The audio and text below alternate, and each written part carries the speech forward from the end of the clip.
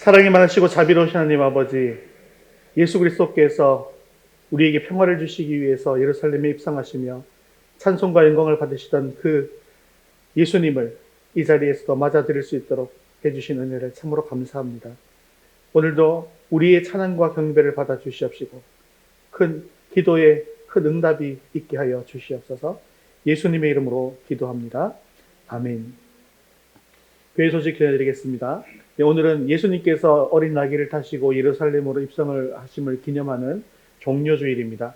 다음 주일은 부활주일로 예배를 드리는데요. 부활 감사헌금은 삽취된 봉투를 사용해 주시면 감사하겠습니다. 다음 주일에는 성찬식이 있습니다.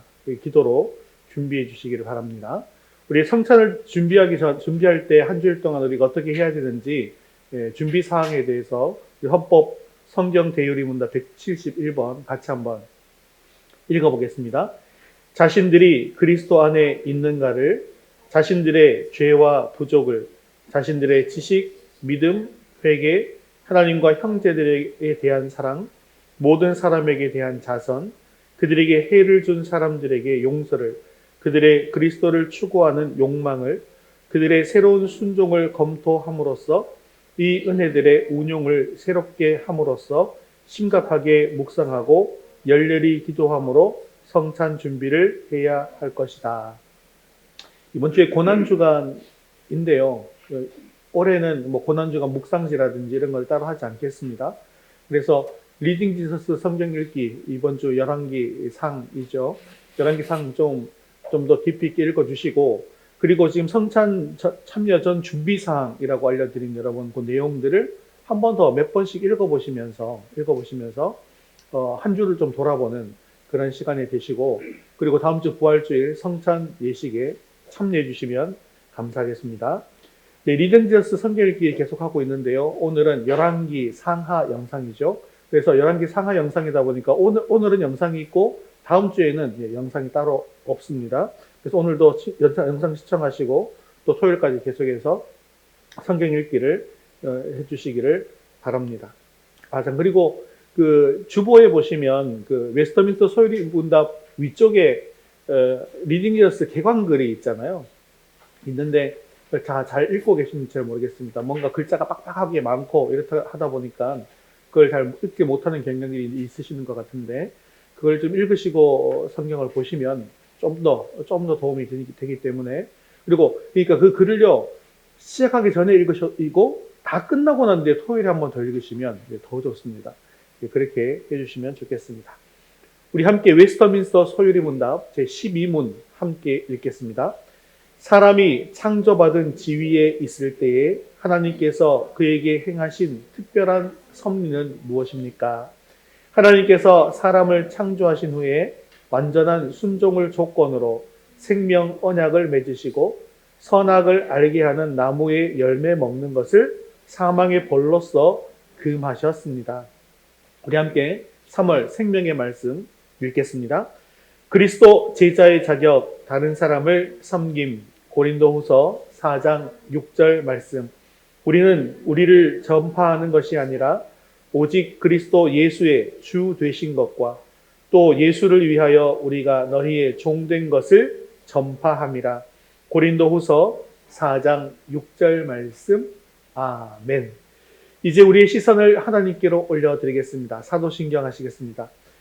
전능하사 천지를 만드신 하나님 아버지를 내가 믿사오며 그 외아들 우리 주 예수 그리스도를 믿사오니 이는 성령으로 잉태하사 동정녀 마리아에게 나시고 본디오 빌라도에게 고난을 받으사 십자가에 못 박혀 죽으시고 장사한 지 사흘 만에 죽은 자 가운데서 다시 살아나시며 하늘에 오르사 전능하신 하나님 우편에 앉아 계시다가 저리로서 산 자와 죽은 자를 심판하러 오시리라.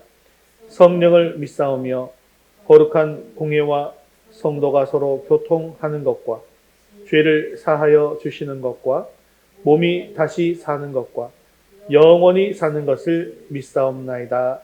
아멘. 오늘도 우리의 찬양과 영광을 받으실 하나님께 기쁨으로 찬양드리겠습니다. 찬송가 151장 만왕의 왕 내 주께서 찬송드리겠습니다.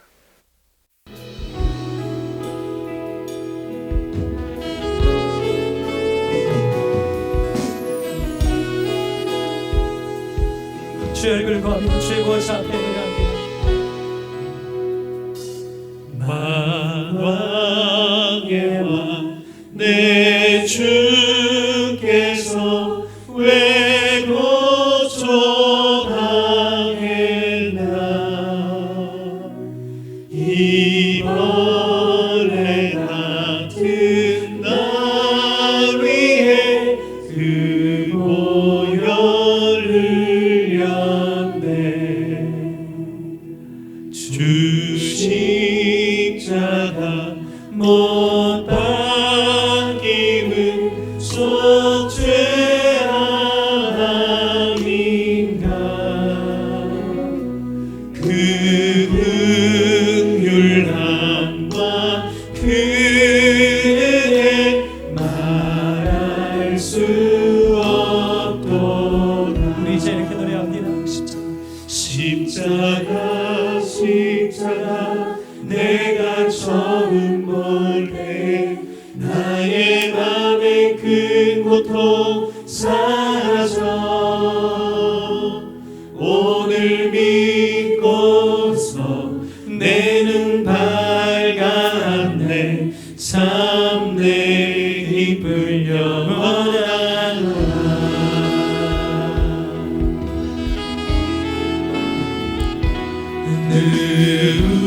울어도 그 은혜 다 갚을 수 없네 나 주님께 몸 바쳐서 주의 일 있으리 십자가 내가 처음 볼 때에 나의 맘의 큰 고통 사라져 오늘 믿고서 내 눈 밝았네 참 내 기쁨 영원하도다 십자가 내가 처음 볼 때에 나의 맘의 큰 고통 사라져 오늘 믿고서 내 눈 밝았네 참 내 기쁨 영원하도다 십자가 내가 처음 볼 때에 나의 맘의 큰 고통 사라져 오늘 믿고서 내 눈 밝았네 참 내 기쁨 영원하고 우리 죄 위에 죽으신 주 십자가 그 사랑 감사하네 날마다 주의 형상 내보며 되리라 십자가 우릴 새롭게 하리 우리 죄 위에 죽으신 주 십자가 그 사랑 감사해 날마다 주의 형상대로 변화되리라 십자가 우릴 새롭게 하리 놀라운 사랑 찬양하리라 우리를 위해 생명 주셨네 놀라운 사랑 찬양하리라 십자가의 그 능력 십자가의 그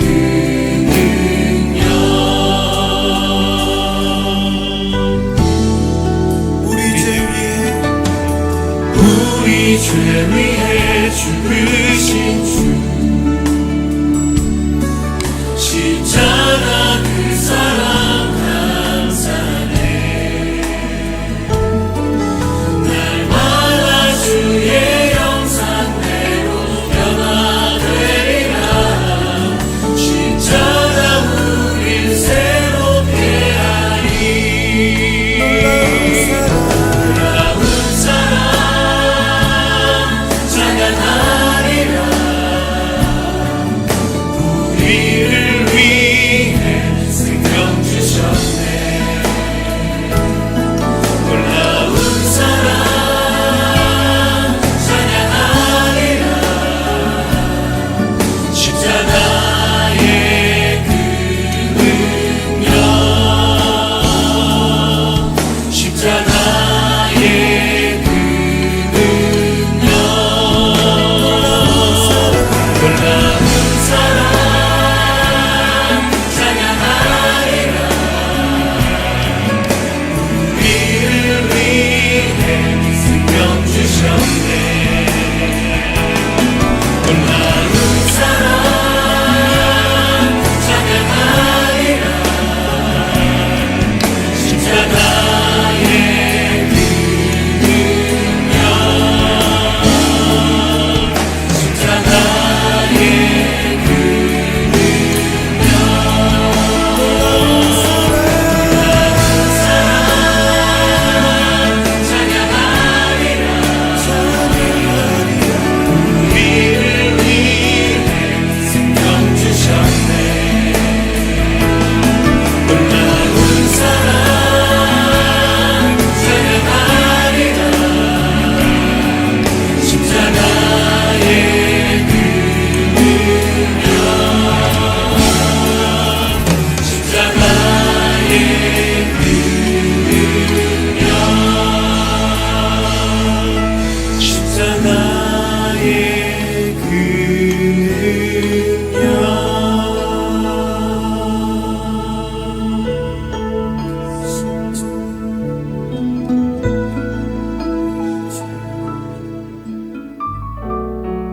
주옵소서. 주의 얼굴을 구하며 찬양합니다. 하늘의 문을 여소서 이곳을 주목하소서 주를 향한 찬양이 꺼지지 않으니 하늘을 열고 보소서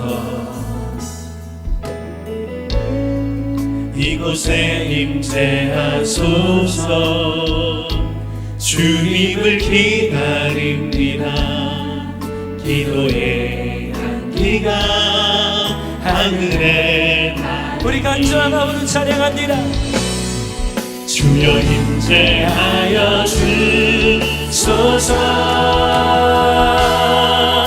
이곳에 오셔서 이곳에 앉으소서 이곳에서 드리는 예배를 받으소서 주님의 주님의 이름만이 오직 주의 이름만 이곳에 있으시나 이곳에 오셔서 이곳에 앉으소서 이곳에서 드리는 예배를 받으소서 주님의 이름만이 오직 주의 이름만 높임을 받으소서 오 주님 채우소서 주님 나의 잔을 높이 듭니다 하늘 양식 내게 채워주소서 넘치도록 우리 사모하는 심령으로 함께 두 손으로 찬양합니다. 오 주님, 오 주님 채우소서 나의 잔을 높이 듭니다 듭니다. 하늘 양식 내게 채워주소서. 넘치도록 채워주소서. 우리 영혼을 만족케 하시고 이 시간 예배를 위해서 한 목소리가 같이 기도하겠습니다. 오늘 우리 예배 가운데 충만하게 임하여 주셔서 우리 예배를 기뻐 받아 주시옵소서. 오늘도 주님의 말씀을 듣기를 원합니다. 말씀을 통하여 주님의 뜻을 이뤄갈 결단과 헌신의 능력이 있게 해달라고 함께 기도하신 후에 안석훈 집사님 대표로 기도하시겠습니다. 내게 채워주소서. 넘치도록 우리 사모하는 심령으로 함께 두 성령을 찬양합니다. 오 주님, 오 주님 채우소서. 나의 잔을 높이 듭니다. 하늘 양식 내게 채워주소서. 넘치도록 채워주소서.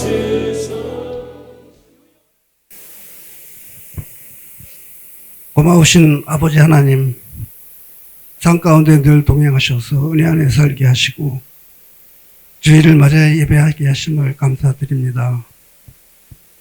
이 시간 주님의 은혜를 감사하며 예배의 자리에 나왔사오니 감사와 찬양으로 드려지는 이 예배를 온전히 받아주시고 저희들의 마음속에 품은 간절한 기도를 들으셔서 응답되는 경험을 통하여 살아계신 하나님을 찬송하며 예배드리는 은혜의 시간이 되기를 원합니다.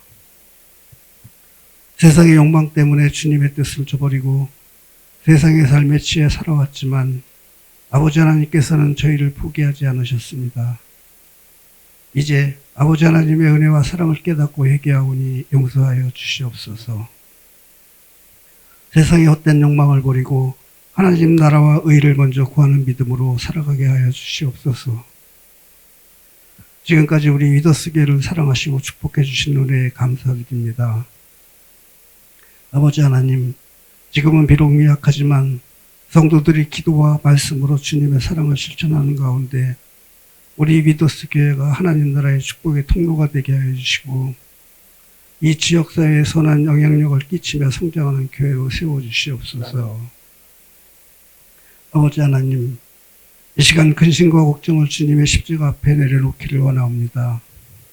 성도님들의 가정을 돌보시사 질병의 고통 속에 있는 성도에게 건강과 소망을 주시고 여러 가지 문제로 간구하는 기도의 제목을 들으시고 응답하여 주시옵소서.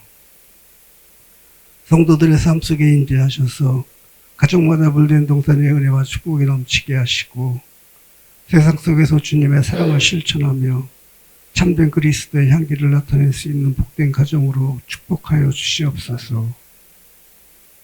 오늘도 말씀을 전하시는 목사님께 성령의 권능을 주셔서 항상 피곤치 않게 건강을 지켜주시고 가정에도 온전히 주님의 사역을 감당하시기에 부족함이 없도록 늘 채워주시옵소서. 말씀을 통하여 저희들의 영혼이 변화되고 회복되는 은혜의 시간이 되기를 원하옵고 아버지 하나님의 은혜와 사랑이 항상 저희와 함께 하시기를 원하오며 예수님 이름으로 기도드립니다. 아멘.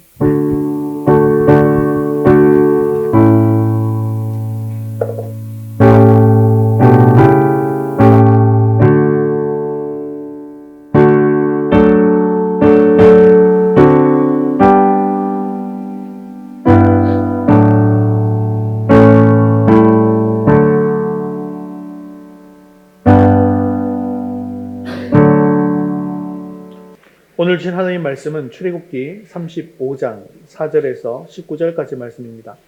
출애굽기 35장 4절에서 19절까지 말씀, 구약성경 136면에 있습니다. 우리 한 목소리로 천천히 함께 읽겠습니다. 모세가 이스라엘 자손의 온 회중에게 말하여 이르되 여호와께서 명령하신 일이 이러하니라 이르시기를 너희의 소유 중에서 너희는 여호와께 드릴 것을 택하되 마음에 원하는 자는 누구든지 그것을 가져다가 여호와께 드릴지니 곧 금과 은과 놋과 청색, 자색, 홍색 실과 가는 배실과 염소털과 붉은 물들인 수장의 가죽과 해달의 가죽과 조각목과 등유와 및 관유에 드는 향품과 분향할 향을 만드는 향품과 호마노며 애복과 흉패에 물릴 보석이니라. 무릇 너희 중 마음이 지혜로운 자는 와서 여호와께서 명령하신 것을 다 만들지니 곧 성막과 천막과 그 덮개와 그 갈고리와 그 널판과 그 띠와 그 기둥과 그 받침과 증거계와 그 채와 속죄소와 그 가리는 휘장과 상과 그 채와 그 모든 기구와 진설명과 불켜는 등잔대와 그 기구와 그 등장과 등유와 분향단과 그 채와 관유와 분향할 향품과 성막 문의 휘장과 번제단과 그 놋 그물과 그 채와 그 모든 기구와 물두멍과 그 받침과 뜰의 포장과 그 기둥과 그 받침과 뜰의 문의 휘장과 장막 말뚝과 뜰의 말뚝과 그 줄과 성소에서 섬기기 위하여 정교하게 만든 옷, 곧 제사 직분을 행할 때에 입는 제사장 아론의 거룩한 옷과 그의 아들들의 옷이니라. 아멘. 출애굽기 이 후반부의 내용은 하나님의 성막이 어떻게 건설되고 있는가에 대한 설명이 기록되어져 있습니다. 무엇보다 오늘 본문인 이 출애굽기 35장의 내용을 살펴보면 성막에서 사용된 중요 물품들에 대해서 기록되어져 있는데요. 이 성막이라고 하는 것이 단순히 와서 하나님을 예배하기 위한 곳으로만 지어진 것이 아니라 이 성막의 한 부분 한 부분, 심지어 지금 재료들이 굉장히 많이 나왔잖아요. 이 재료 하나하나에도, 실 하나하나에도 다 의미와 교훈이 주어져 있더라는 것이죠. 즉, 이 성막은요, 한 부분을 볼 때마다 하나님께서 어떤 우리에게 특별한 교훈을 주시고 메시지를 주시는가를 살펴볼 수가 있게 되더라는 것입니다. 그래서 우리가 성막을 잘 살펴보면 하나님께서 어떻게 죄 많은 인간들이 하나님 앞에 나올 수 있게 되어지는가에 대한 해답이 있다는 것을 발견할 수가 있게 되어지는 것이죠. 그래서 이 사실 성막에 대한 설교를 하자면 아마 오늘 해야 될 내용들을 제대로 하려고 하면요, 한 10주에서 15주 정도는 해야지 되어질 것을 오늘 한 주 안에 압축해서 하고 있다는 거 생각해 주시면 좋겠고, 그래서 성막을 전체적으로 개관해서 본다라고 생각하시면 좋겠습니다. 그런 틀을 좀 잡아가시면서 성경을 보시면 더 좋겠다라는 생각을 합니다. 우리가 지난주에 살펴본 것처럼 성막은요, 하나님께서 우리 인간을 만나 주시기 위해서 만드신 것이죠. 죄 많은 인간이 거룩하신 하나님 앞에 그대로 나아갈 수 없기에 거룩하신 하나님 앞에 죄 많은 인간이 나아갈 수 있게 하기 위해서 하나님과 인간 사이에 중재할 수 있는 장소, 즉 죄 많은 인간이 죄를 용서받고 하나님과 화목할 수 있도록 만들어 주는 곳, 그것이 바로 성막인 것입니다. 그래서 성막은요, 결국 우리의 중보자이신 예수 그리스도를 예표하고 있는 것이죠.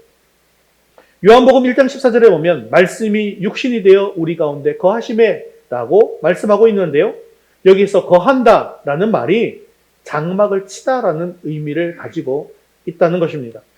즉 말씀이 육신이 되어 우리 가운데 거하신다라는 말의 뜻은 다른 말로 예수님이 우리 가운데 장막을 치고 계신다라는 의미도 담겨져 있는 것입니다.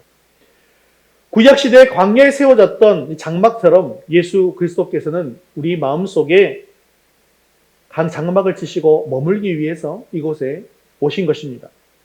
구약시대 이스라엘 백성들이 장막 안에 들어가서 하나님의 임재를 경험하고 하나님의 축복을 경험하고 죄를 용서받았던 것처럼 신약시대를 살아가는 모든 성도들은 예수 그리스도 안에 들어가서 하나님의 임재를 경험하고 축복을 경험하고 죄를 용서받을 수가 있게 되어진다는 것이죠. 그러므로 예수 그리스도에 대한 교훈을 나타내기 위해서 특별하게 고안된 것, 그것이 바로 하나님의 장막, 성막인 것입니다. 그래서 우리가 성막의 구조에 대해서 우리가 한번 살펴볼 텐데요. 성막의 구조를 한번 그림으로 볼까요? 이 성막의 구조는 외부와 내부로 만들어져 있습니다. 외부는 바깥에 하얀색으로 보이는 울타리, 그리고 들어가면 안쪽에는 뜰로 이루어져 있죠. 그리고 이 뜰을 가리켜서 흔히 성막뜰이다라고 불려졌습니다. 그리고 성막의 내부는 성소와 지성소로 나누어져 있습니다. 여러분 성경 읽으면서 규빗 이런 말이 나오니까 규빗이 뭐냐 했지만 규빗이 뭘까요? 그리고 왼쪽에 보면 팔이 보이시죠? 팔 여기서부터 여기까지. 그래서 대략 그냥 한 규빗 쉽게 그냥 이해하는 환산으로 하면 50cm 정도로 생각하시면 쉽게 할 수가 있습니다. 성막은 문이 동쪽으로 다 있습니다. 동쪽에 문이 보이시죠? 그리고 울타리를 지나서 문으로 들어가 뜰 안에 들어가게 되어지면 가장 먼저 보이는 곳, 불타는 곳이 보이죠? 번제단입니다. 그 다음에 보이는 것이 물두멍이 있죠. 그리고 이제 이 안쪽에 텐트가 하나 보이지 않습니까? 다음 그림 보면 이 텐트 속에 들어가면 성소와 지성소로 나누어져 있습니다. 그래서 앞쪽에 있는 부분이 성소인데요. 여기에는 금잔대, 금등대라고도 하죠. 왼쪽에 금등대가 있고요. 오른쪽에는 진설병상이 있습니다. 떡상이라고도 합니다. 그리고 성소와 지성소를 가로막는 가운데 휘장이 있죠. 그리고 휘장 앞에 분향단이 있습니다. 그리고 이 분향단을 지나서 휘장을 열고 들어가면 안쪽이 지성소가 되죠. 그리고 그 안에는 바로 증거계, 언약계, 법계 같은 말입니다. 증거계가 있습니다. 이 성막을 비롯해서 성막 안에 쓰이는 모든 기구들은 인간의 방법과 인간의 생각대로 지어진 것이 아니라 철저하게 하나님께서 설계도를 다 주셨고 재료 하나하나 방법까지 다 철저하게 하나님의 뜻과 생각대로 만들어진 것입니다. 그리고 우리는 오늘 이 성막의 구조와 모습을 통해서 구약에서 어떻게 예수 그리스도를 바라보았고 예수 그리스도를 나타낼 수 있었는지에 대해서 배울 수가 있습니다. 오늘 우리는 구약의 성막의 모습과 그 기구들을 통해서 구약의 백성들이 어떻게 예수 그리스도를 바라보았으며 그것이 어떻게 예수 그리스도를 나타내고 있는지를 바르게 살펴보며 또한 그 예수 그리스도를 우리 안에 모시고 늘 바라보며 살아갈 수 있는 저와 여러분 되시기를 주님의 이름으로 축원합니다. 우리 첫 번째 한번 읽겠습니다. 울타리, 문, 번제단. 성막의 첫 시작은 울타리입니다. 이 성막을 밖에서 보면 내부는 보이지 않고 울타리만 보이게 되는 것이죠. 이 기둥의 높이는 5규빗인데 5규빗이면 이게 하나에 50이라고 그랬으니까요. 2.5m 정도의 높이가 되는 것이죠. 웬만한 농구 선수들도 그냥 가만히 있어서는 안쪽을 들여다볼 수 없는 그런 높이입니다. 동쪽의 문 외에는 모두가 세마포로 둘러쳐져 있습니다. 그러므로 밖에서는 안으로 절대로 볼 수가 없습니다. 아직 문 안이에요. 오직 성막 안에 들어와야지만 볼 수가 있는데요. 울타리 안에 들어와야 성막을 볼 수 있는 것처럼 믿음 안으로 들어와야만 예수님을 볼 수 있다는 것을 의미하는 것입니다. 불신자들이 흔히 하는 말이 있어요. 보여주면 믿겠다는 것이죠.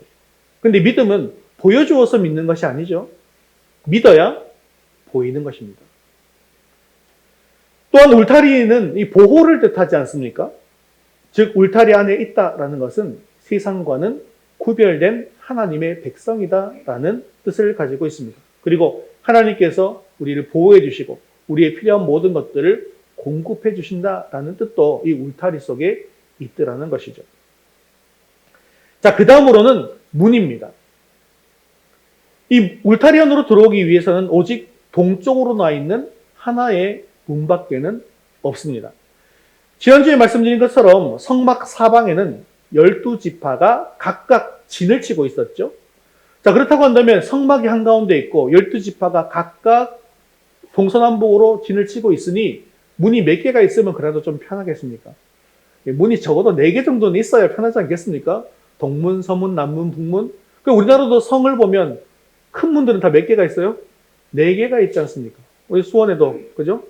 수원에도 문이, 장안성의 문이 4개지 않습니까? 그리고 또 그 큰 문뿐만 아니라 작은 쪽문들도 또 나 있죠. 그런 것들을 볼 수가 있습니다. 그런데 이 성막에 들어가는 문이 단 하나밖에 없었다라는 사실이 참 깜짝 놀랄 사실 아니겠습니까? 왜냐하면 인구가 200만 명이에요. 200만 명이 사용하는 하나님의 집에 문이 하나밖에 없었다라는 사실은 참으로 놀라운 일입니다. 그런데 이게 무엇을 뜻하는 것일까요? 하나님을 만나러 가는 문, 구원으로 들어가는 문은 몇 개다? 하나밖에 없다는 거예요. 내가 가기 쉬운 곳으로 들어갈 수 있는 것이 아니라는 거예요. 하나님께서 정해주신 단 한 길, 단 하나의 문, 그 문으로만 구원에 들어갈 수가 있더라는 것입니다. 요한복음 10장 9절 말씀에는 이렇게 말씀하고 있습니다. 내가 문이니 누구든지 나로 말미암아 들어가면 구원을 받고 또는 들어가며 나오며 꼴을 얻으리라. 아멘. 그렇습니다. 구원은 오직 한 문, 예수의 문밖에 없습니다. 그런데 이 문은요, 성경에 보면 언젠가는 닫히게 되어진다고 하고 있죠. 노아 시대에 보면 노아의 방주의 문이 처음에는 잘 열려 있었어요. 그래서 사람들을 들어오라고 그렇게 얘기했습니다. 그런데 이 문이 끝까지 열려 있을까요? 그렇지 않습니다. 이 문이 끝까지 열려 있으면 어떻게 될까요? 홍수가 나면 배가 가라앉게 되겠죠. 그래서 그 문이 언젠가는 닫히게 되더라는 거예요. 우리가 살펴본 것처럼 마태복음의 결혼잔치집 대문이 어땠습니까? 계속 열려 있었어요? 아닙니다. 처녀들이 기름을 준비하지 못했던 처녀들이 기름 준비하러 갔다 오니까 어떻게 되겠습니까? 문이 닫혀져 있더라는 거죠. 이처럼 예기치 않을 때 이 구원의 문이 닫히게 된다는 것입니다. 그러므로 이 구원의 문으로 우리는 더욱더 열심히 전도해야 한다는 것이죠. 또한 이 문이 동쪽으로 나 있다고 했잖아요. 동쪽으로 나 있는 것에는 어떤 의미가 있을까요? 바로 이 문은 소망의 문이었다는 것입니다. 문이 동쪽으로 나 있기 때문에 이 문을 들어올 때는 어떤 방향으로 들어오게 됩니까? 서쪽 방향으로 들어오게 됩니다. 해가 지는 서쪽 방향을 향해서 가게 된다는 것이죠. 즉, 죄로 인해서 소망 없는 마음을 품고 들어오게 되는 문이었다는 거예요. 하지만 나올 때는 어떻습니까? 죄를 용서받고 해가 뜨는 동쪽으로 나오면서 하늘의 소망을 품고 기쁨 가운데 나오게 되어진다는 것이죠. 즉, 절망과 좌절로 들어왔다가 희망과 용기를 얻고 나오게 되었다는 것입니다. 사랑하는 성도 여러분, 교회가 바로 이런 곳이 되어야 하지 않겠습니까?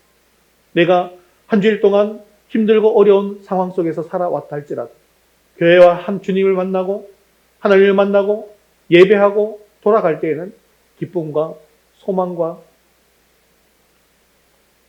믿음이 우리 가운데 넘쳐야 하지 않겠느냐는 거예요. 미국에서 어떤 성도가 이사해가지고 다닐 교회를 찾고 있었답니다. 그래서 그 교회 앞에서 교통정리를 하고 있는 어떤 경찰을 만나게 되었는데요. 이 주변에 좋은 교회가 있으면 한번 소개시켜 달라고 이렇게 물었습니다. 그랬는데 이 경찰이 이렇게 얘기하는 거예요. 멀리 볼 거 없이 지금 이 앞에 있는 이 교회가 좋은 교회입니다. 라고 하더랍니다. 그래서 물었어요. 혹시 이 교회 다니시나요? 아니요, 저는 이 교회 안 다니는데요.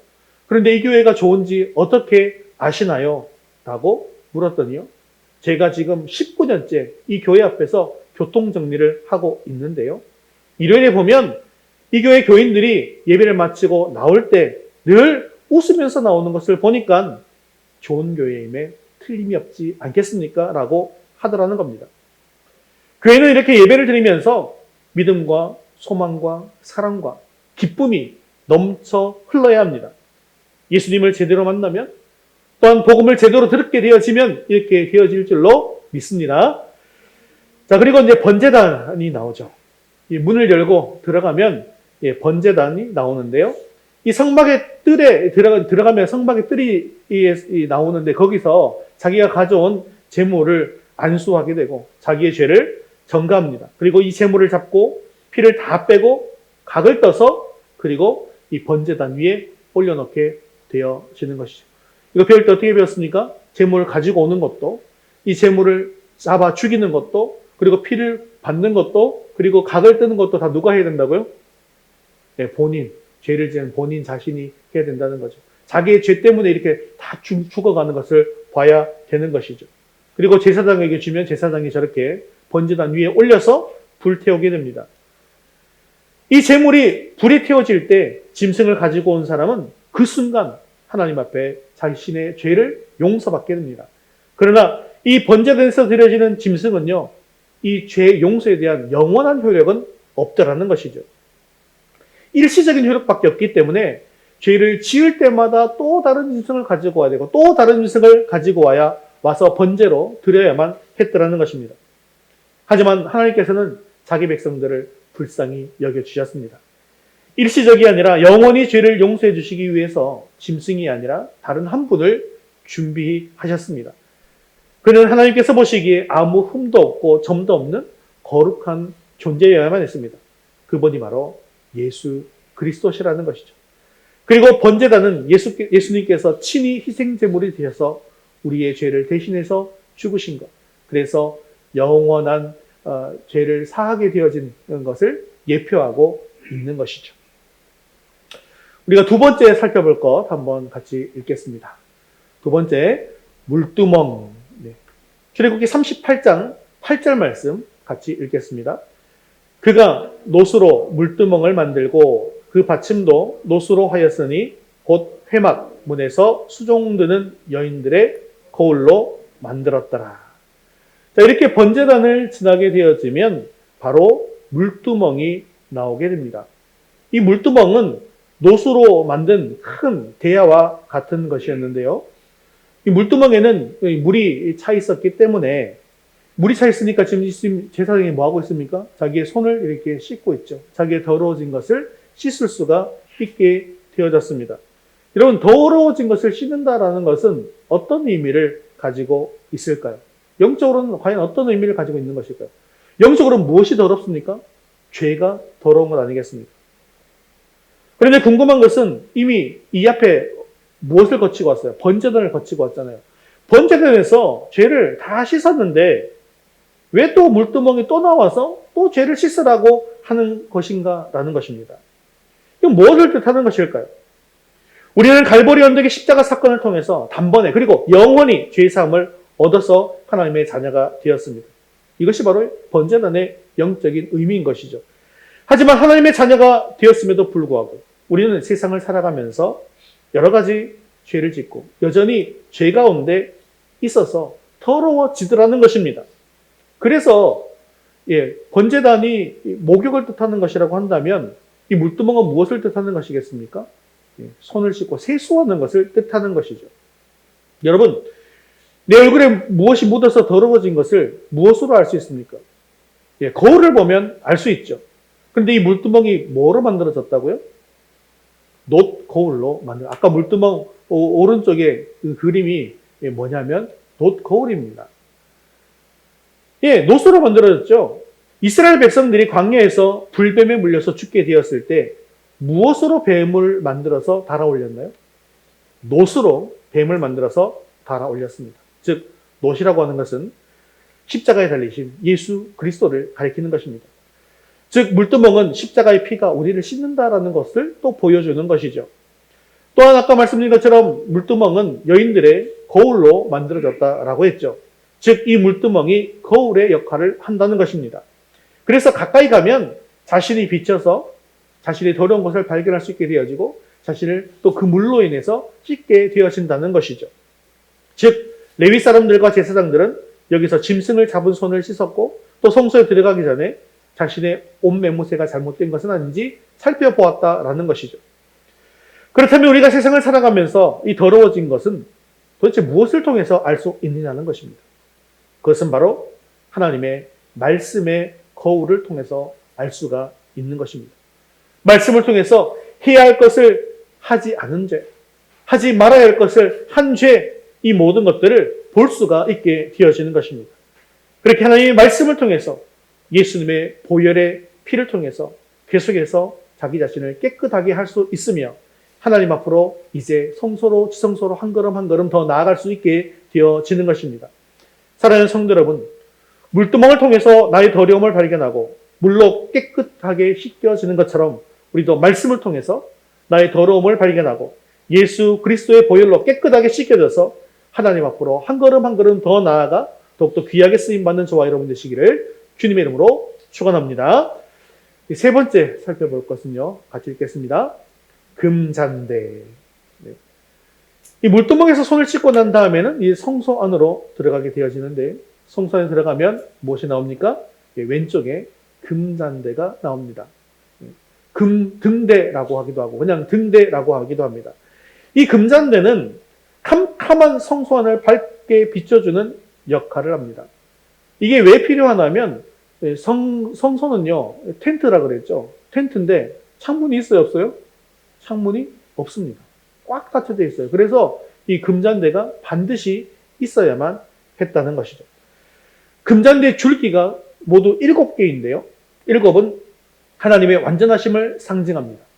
완전하신 하나님은 예수 그리스도를 우리에게 빛으로 보내주셨는데 즉 이 금잔대가 상징하는 것은 빛 대신 예수님이라는 것이죠. 요한복음 8장 12절 말씀에 이렇게 말씀하고 있습니다. 예수께서 또 말씀하여 이르시되 나는 세상의 빛이니 나를 따르는 자는 어둠에 다니지 아니하고 생명의 빛을 얻으리라. 아멘. 예수님께서는 친히 자신을 빛이다라고 말씀하셨습니다.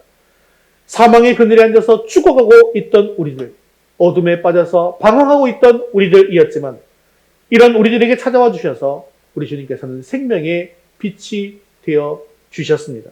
그리고 그 빛을 받은 우리들도 너희는 세상의 빛이다라고 말씀해 주셨습니다. 그래서 우리도 빛 대신 주님의 빛을 받아서 세상의 빛을 비추는 그런 삶을 살아야만 하는 것이죠. 여러분, 성소는 창문이 없어서 캄캄한 곳이라고 했잖아요. 그래서 만일에 이 금잔대가 없다고 한다면 성소에서 무슨 일을 할 수 있을까요? 없을까요? 없는 것입니다. 그만큼 이 금잔대에 비추는 사명은 너무나도 중요한 것입니다. 그러므로 우리는 예수 없이 살다가 예수 없이 죽을 사람들에게 예수님을 비추는 것이 얼마나 중요한 사명인가라는 것을 잘 깨달아서 우리는 담대히 나아가 복음을 전해야 하는 것입니다. 또한 죄악으로 어두워진 세상, 이기심으로 어두운 세상을 밝히는 이 빛을 예수님께서는 뭐라고 했냐면요. 바른 행실, 착한 행실이라고 했잖아요. 착한 행실을 통해서 어두워진 이 사회와 사람들의 마음을 밝히는 그런 사명을 감당해야만 한다는 것이죠. 그렇다고 한다면 이 불을 잠시라도 꺼뜨리면 안 되지 않겠습니까? 그래서 이 금잔대에는 아침, 저녁으로 감람유를 공급하게 됩니다. 아까 그림에서 봤죠? 제사장이 뭐 하고 있는 거예요? 기름을 붓고 있는 것입니다. 감람유, 이 기름이라고 하는 것은 성령을 의미하는 것이죠. 즉 아침 저녁으로 성령의 충만함을 받아서 성령의 불을 활활 태워서 세상에 빛을 비추는 사명을 감당하라라는 것입니다. 사랑하는 성도 여러분, 우리는 빛 대신 주님으로부터 생명의 빛을 받은 사람들입니다. 이 빛을 들고 어두운 세상에 생명의 빛을 비추는 저와 여러분 되시기를 주님의 이름으로 축원합니다. 우리 네 번째 같이 한번 읽어보겠습니다. 진설병상. 이제 금잔대 옆에는 금으로 만들어진 상이 있습니다. 이것을 진설병상 또는 떡상이라고 하는데요. 이 떡상 위에는 진설병이 있습니다. 이 진설병은 거룩한 떡입니다. 그리고 이 떡은요, 성소에서 일하는 제사장들의 양식이었습니다. 제사장들은 이렇게 거룩한 떡을 먹고 힘을 얻어서 하나님께서 맡겨주신 사명을 감당했던 것이죠. 우리가 다음 주에도 우리가 성찬을 하게 되어지는데, 여러분 또 떡을, 지금 요즘은 빵을 먹게 되죠. 이제 빵을 먹게 되는데, 이걸 먹고 그래서 힘을 얻어서 제사장들처럼 열심히 하나님의 사명을 감당해야 되겠다라고 하는 그런 마음도 품어야 한다는 것입니다. 이 떡상에는 항상 떡이 12개가 올려져 있습니다. 왜 12개였을까요? 이스라엘은 지파가 몇 개입니까? 12지파. 또, 이 12지파가 의미하는 게 뭐냐면, 이 12이라는 숫자는요, 구약시대에 하나님의 백성 전체를 대표하는 숫자였다는 것입니다. 즉, 이 12지파를 위한 양식이다. 먹기는 제사장이 대표해서 먹지만 12지파를 위한 양식이다라는 의미를 가지고 있는 것이죠. 신약시대에 오면 예수님께서 제자를 택할 때 좀 더 많은 제자를 택하면 더욱더 많은 것에 효율적으로 복음을 전할 수 있지 않았겠습니까? 그런데 이 대표적인 개념을 나타내기 위해서 12제자만 선택한 것입니다. 즉, 떡상에 진설된 12개의 떡은 모든 시대에 모든 그리스도인들을 위해서 하나님께서 예비하신 양식을 이야기하는 것입니다. 여기서 12개, 12는 완전수인데요. 성경에서 완전수는 7과 12입니다. 여러분, 7 하면 생각나는 신약성경에 7, 얼마 전에 우리가 배웠는데 요한계시록에 7교회, 전체 교회를 상징하는 거예요. 예. 그리고 집사님들을 선택할 때 몇 명의 집사님? 7명의 집사님. 예. 전체를 얘기하는 것입니다. 그래서 하나님의 수 3과 땅의 수 4를 더하면 7이 됩니다. 그래서 완전수가 됩니다. 그리고 12는요, 하나님의 수 3, 땅의 수 4를 어떻게 했을까요? 곱했죠. 곱해서 12. 그래서 완전수인데요. 그래서 12지파, 12제자, 이것이 모든 성도들을 뜻하는 것이 되어지는 것입니다. 그래서 여기에 12개의 진설병이 있었다라는 것은 모든 성도들이 그 떡을 먹고 힘을 얻을 하나님의 양식이 예비되어져 있다는 것을 보여주고 있는 것입니다. 이 양식이 누구입니까? 요한복음 6장 35절에 이렇게 말씀하고 있습니다. 예수께서 이르시되 나는 생명의 떡이니 내게 오는 자는 결코 줄이지 아니할 터이요 나를 믿는 자는 영원히 목마르지 아니하리라. 아멘. 즉 예수님이 떡이라는 것이죠. 심지어 예수님께서 태어나신 곳이 어디입니까? 베들레헴. 베들레헴의 뜻이 뭔지 아세요? 떡집입니다. 그래서 이제 우리는 생명의 떡이신 예수님, 또 예수님은 또 무엇입니까? 말씀이시잖아요. 태초에 말씀이 계십니다. 그 말씀이 예수님. 말씀이신 예수님을 먹음으로 말미암아 주님께서 주시는 힘으로 주님께서 맡기신 사명을 감당할 수가 있게 되어지는 것입니다. 과거 성소에서 먹었던 거룩한 떡, 말씀의 떡을 우리는 이제 예수 그리스도로 말미암아 언제든지 맛볼 수가 있게 되었습니다. 이 말씀을 매일매일 읽으시면서 말씀, 즉 이 생명의 떡을 먹고 주님께서 주시는 힘을 얻어서 맡긴 사명을 온전히 감당할 수 있는 저와 여러분 되시기를 주님의 이름으로 축원합니다. 우리 5번째 같이 읽겠습니다. 분향단. 자, 이제 금잔례를 지나서 진설병을 지나면 이제 성소와 지성소를 가르고 있는 휘장이 있다 그랬죠. 그리고 이 휘장 바로 앞에는 분향단이 세워져 있고요. 향기가 모락모락 피어나고 있습니다. 여러분 지금 오늘 우리가 임내송으로 임재라는 찬양을 드렸는데 임재라는 찬양을 드리면서 생각을 해보세요. 지금 이게 다 연결이 돼야 안 돼요?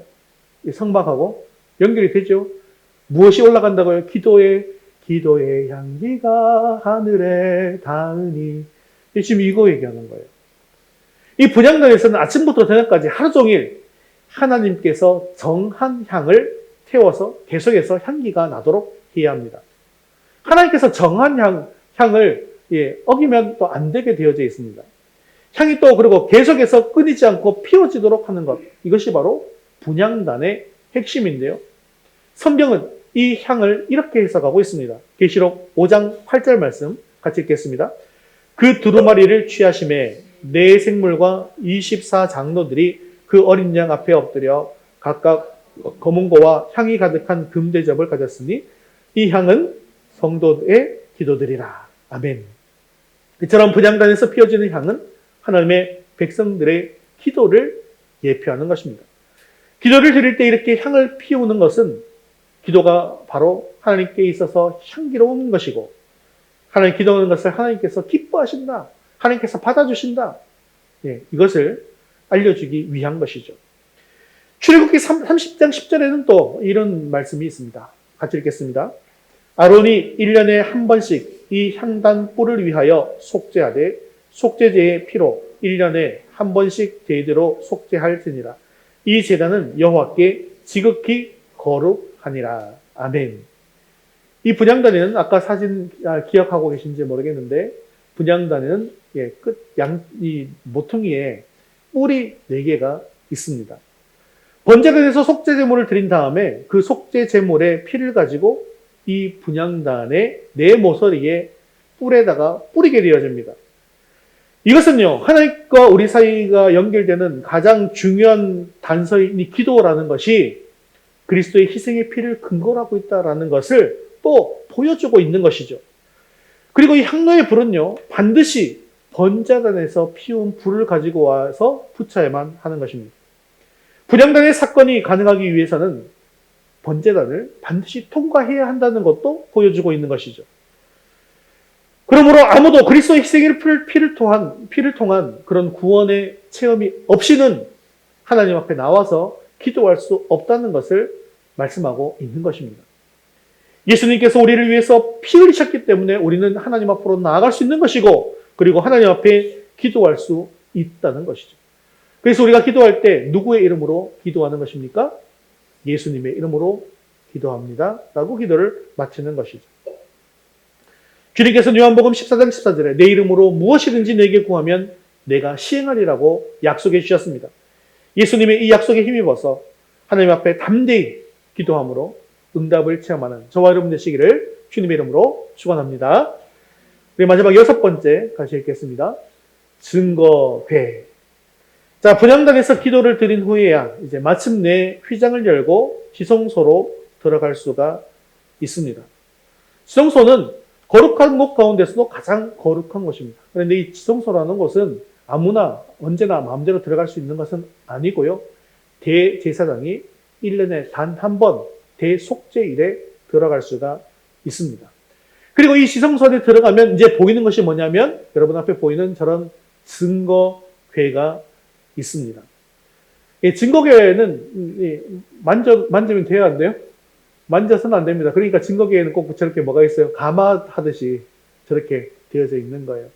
증거궤를 그래서 움직일 때는 증거궤를 만지지 않고 움직일 수 있도록. 그런데 웃사라는 사람이 어떻게 했죠?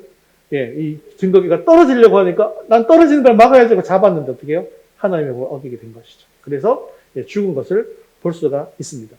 증거궤의 위쪽에는 천사들이 있죠.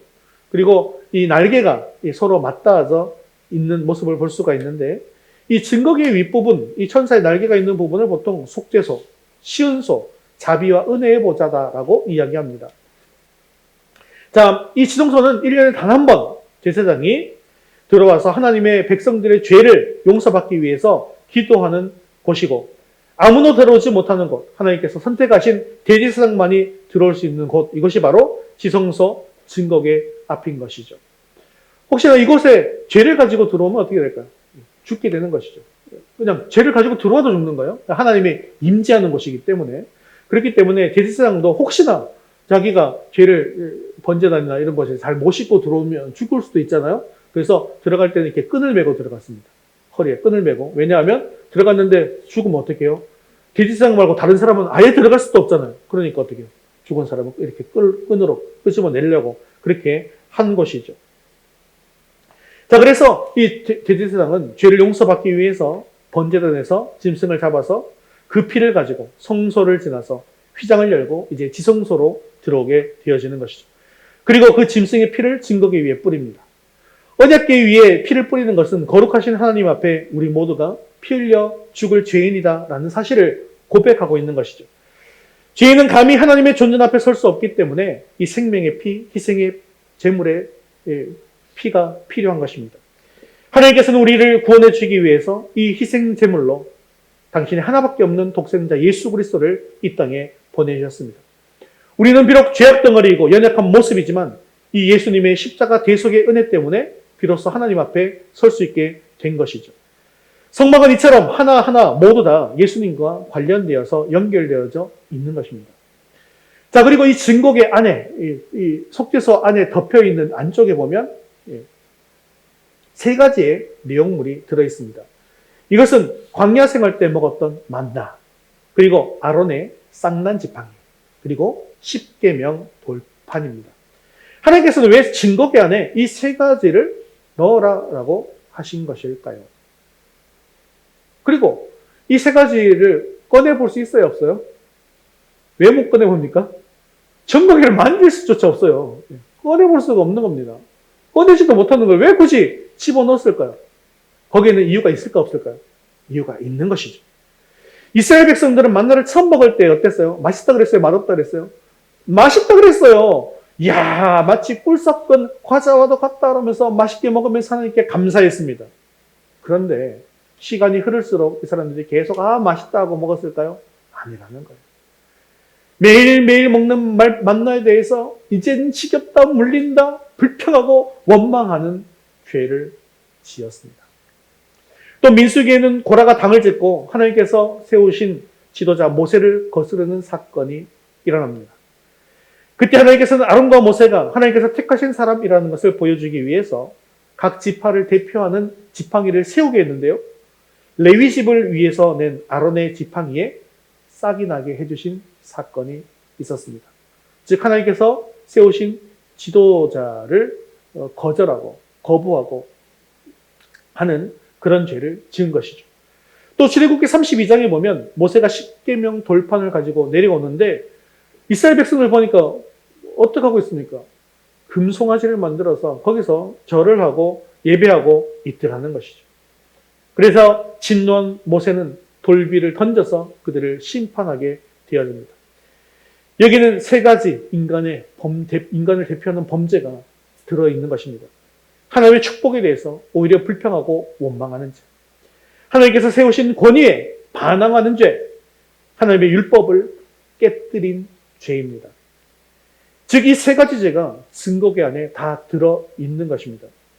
그런데 이 증거계는 속죄소라는 뚜껑이 덮어져 있는 거예요. 이 속죄소라는 뚜껑이 항상 덮여져 있기 때문에 그 속에 있는 것들이 보이지 않는 것이죠. 그리고 그것을 또 열어볼 수도 없는 것입니다. 그런데 여러분들이 봤던 사무엘상에 보시면 이 증거계 속에 진짜로 뭐가 들었나라고 궁금해해서 들여다본 사람들이 있습니다. 그들이 어떻게 되었는지 사무엘상 6장 19절 말씀 같이 읽겠습니다. 베스메스 사람들이 여호와의 궤를 들여다본 까닭에 그들을 치사 5만 70명을 죽이신지라. 여호와께서 백성을 쳐서 크게 살육하셨으므로 백성이 슬피 울었더라. 그들은 여호와의 궤를 들여다보자마자 죽어버리고 말았습니다.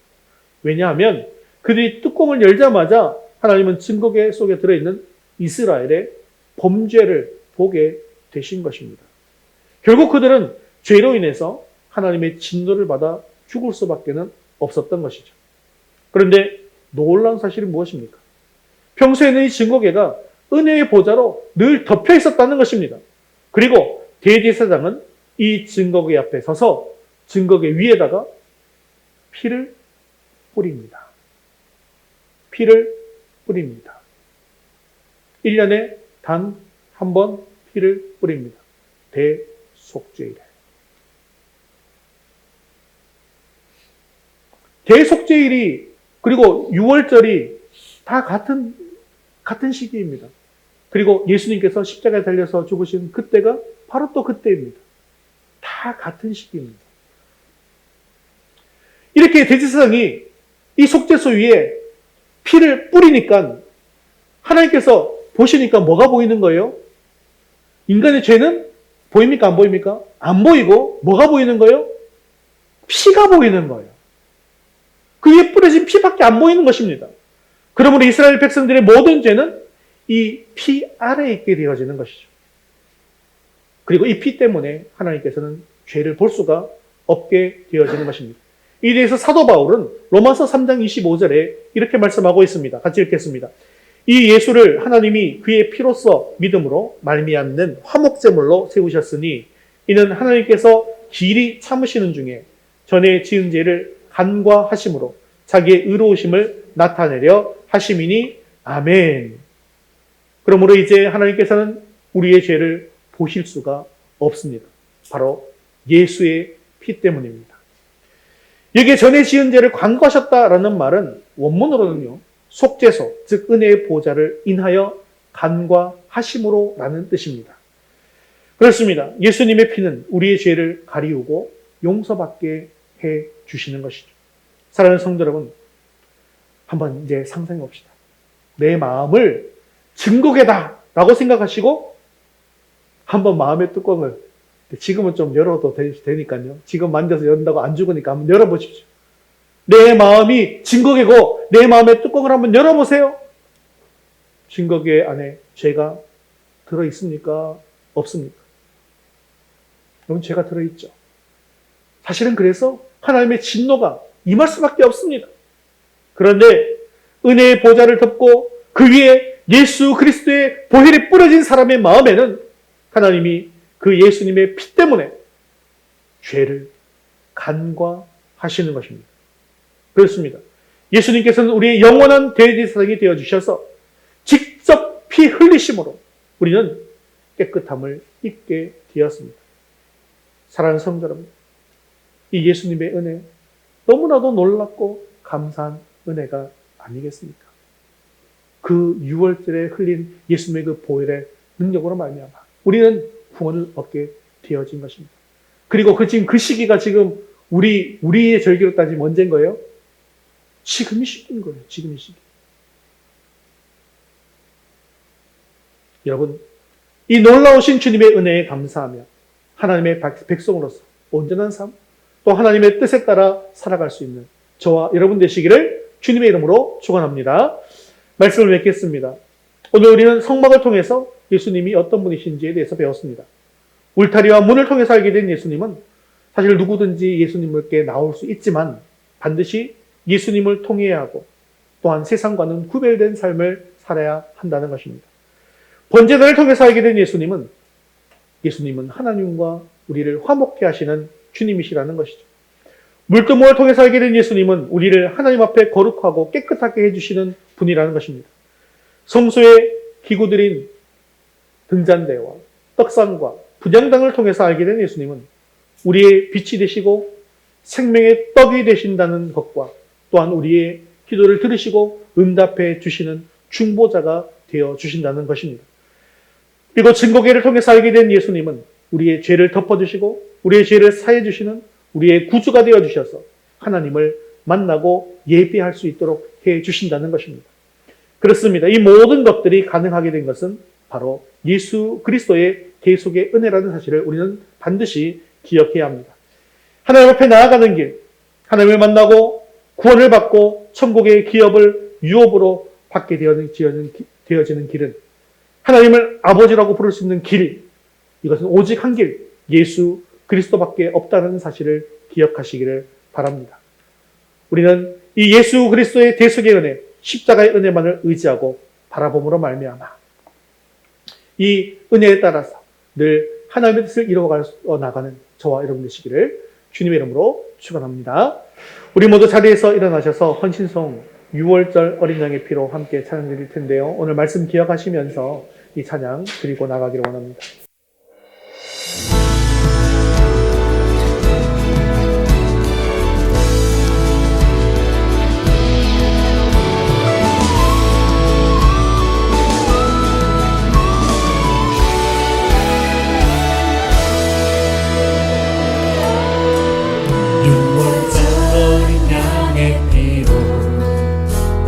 삶의 문이 열렸네. 저 어둠의 권세는 힘이 없네. 주 보혈의 능력으로 원수가 날 정죄할 때에도 난 의롭게 설 수 있네. 난 더 이상 정죄함 없네. 난 주 보혈 아래 있네.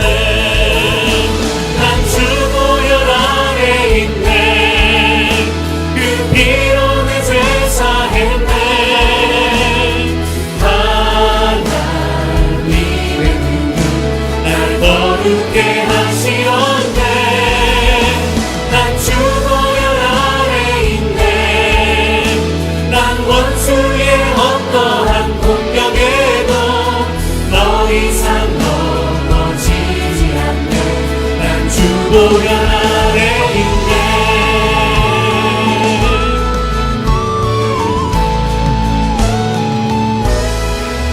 무엇저런 양의 피로 나의 삶의 문이 열렸네. 저 어둠의 권세는 힘이 없네. 주 보혈의 능력으로 원수가 날 정죄할 때에도 난 의롭게 설 수 있네. 난 더 이상 정죄함 없네. 난 주 보혈 아래 있네. 난 주 보혈 아래 있네. 그 피로 내 죄 사했네. 하나님의 능력 날 거룩게 하시었네. 난 주 보혈 아래 있네. 난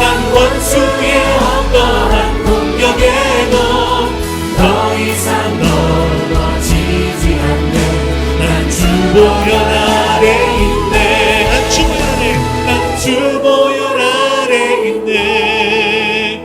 그 피로 내 죄 사했네.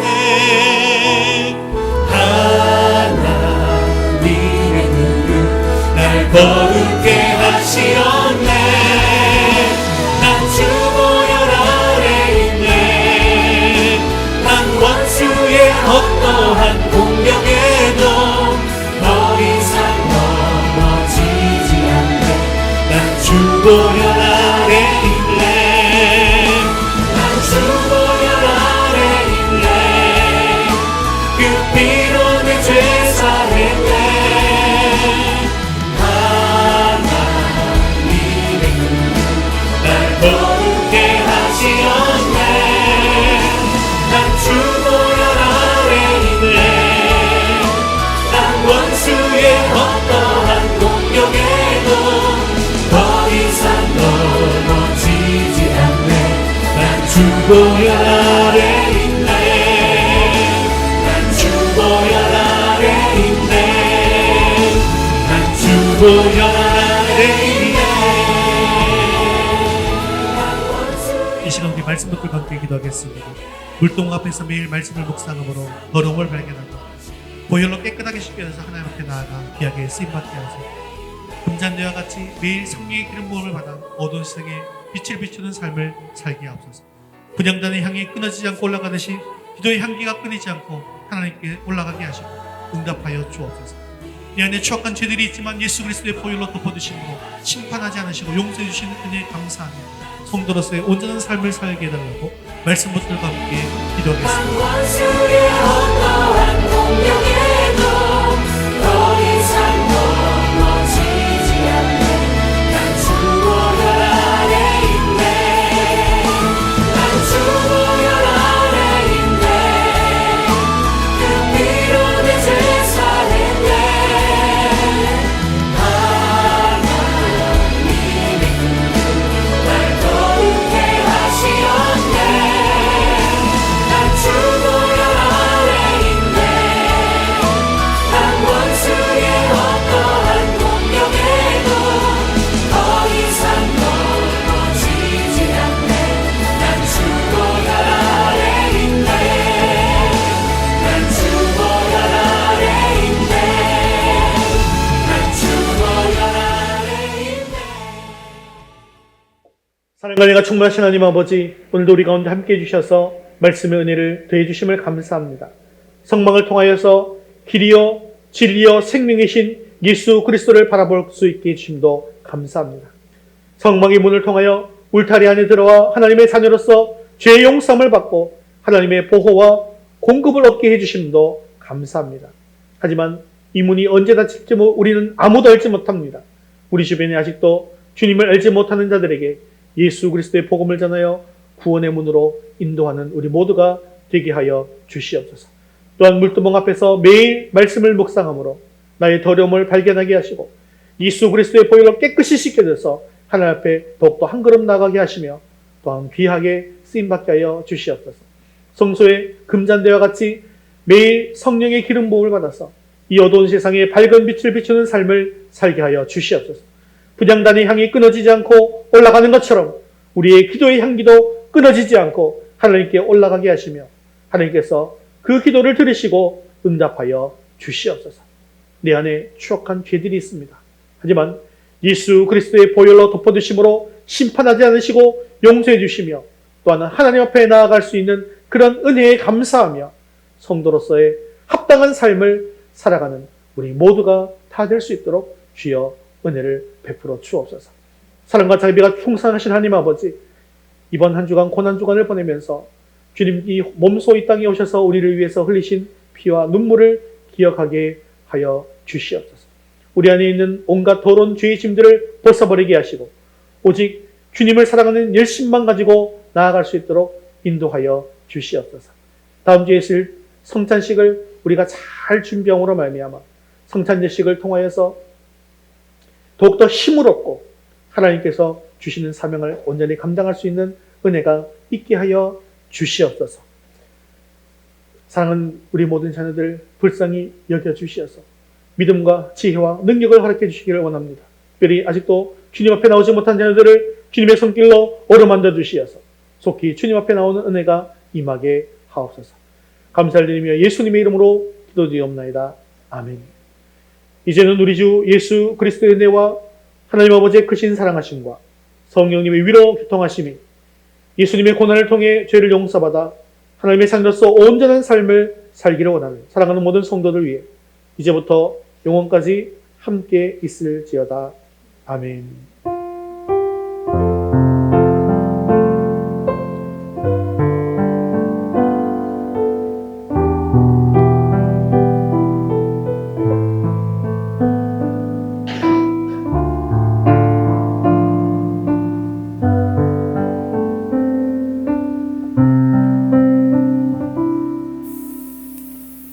우리 3월 파송 찬양 영광의 주님 찬양하세 찬송드리겠습니다.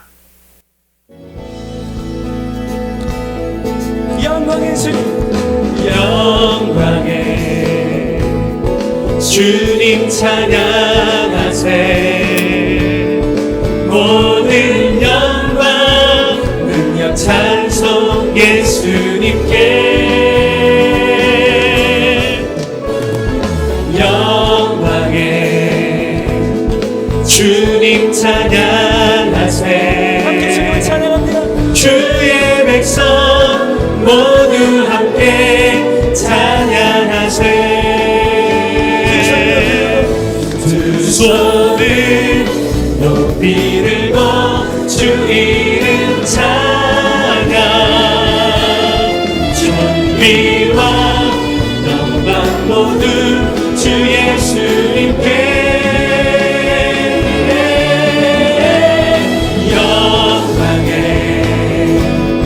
주님 찬양하세 죽으시고 부활하신 만왕의 왕 주님을 경배합시다. 두 손을 높이 들고 주 이름 찬양 존귀와 영광 모두 주 예수님께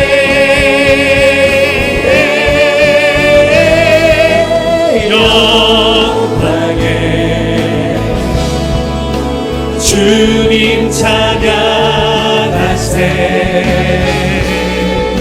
죽으시고 부활하신 만왕의 왕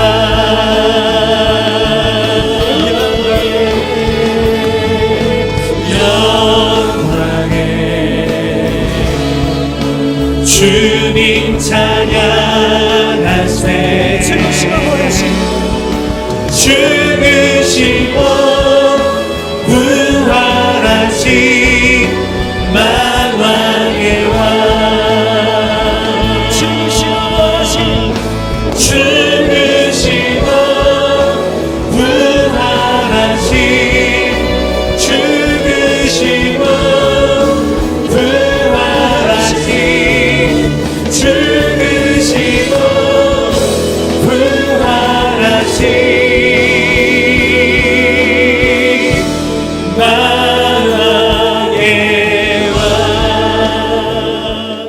할렐루야. 하나님께 영광의 박수 드리겠습니다. 믿음으로 승리하는 한 주 되시기 바랍니다.